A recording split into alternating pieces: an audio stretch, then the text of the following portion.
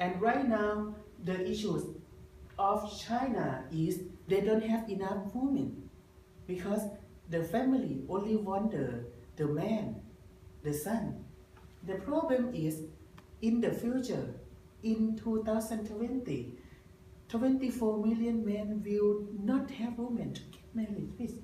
This is very big problem to affect China in the short future.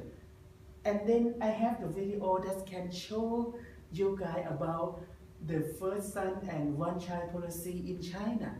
And we will see and have the idea why the government have this policy to control, and they have the idea to control the population. This is very interesting and important to know about China. Give me a second so I can show this for you. All right.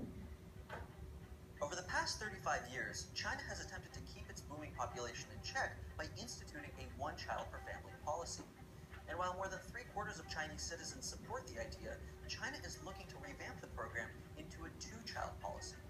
Many have argued that population control methods create more problems than they solve, and in China's case, are set to cripple the economy. So we wanted to know, is China's one-child policy a failure? Well, the policy was originally instated after China's population exploded in the 20th century. From roughly 700 million residents in the 1960s to more than 1 billion in the 1980s, Chinese officials implemented the one-child policy. In 2011, the government claimed that the policy and other birth control methods have led to the prevention of 400 million births. However, critics point out that the drop in births is due to lower fertility rates, which are consistent with lower rates in countries without such policies like Thailand. In fact, China's one-child policy isn't really true to its name.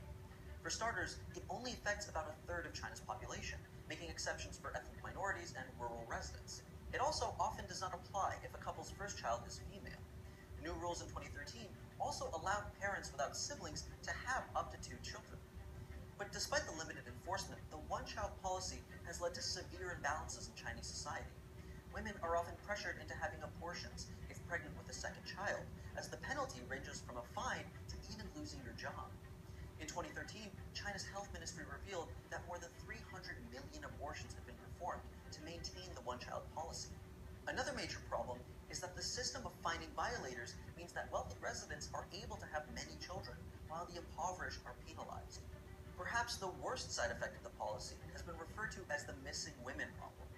Because having male children is preferred in Chinese society, female children are sometimes killed, aborted, or given up for adoption in an effort to try again for a boy.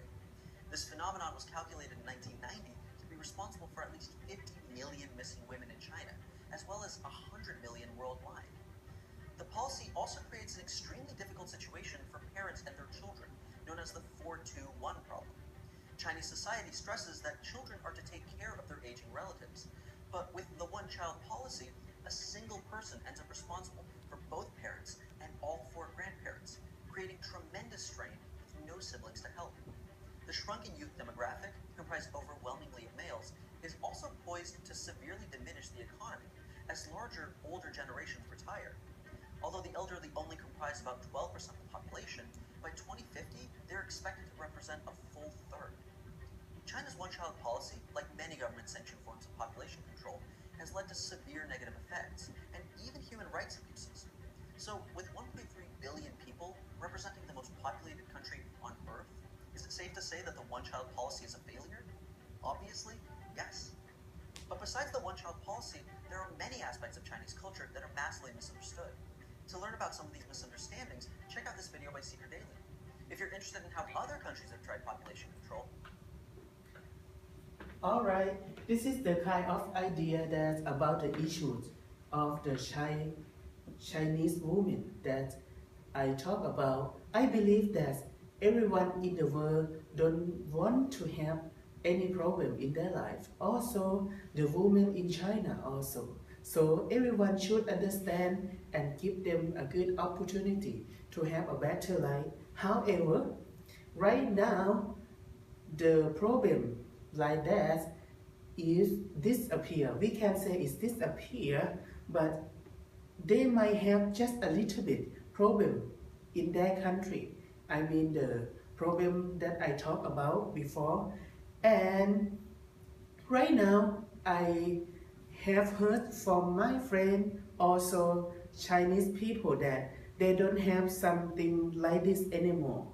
They have better life, people have more quality of life, and women and men have to work, have to have the same thing, have more freedom in their life. And I think that is a very good kind of the society that we can develop and have a good society in the future together. Thank you so much for watching my presentation.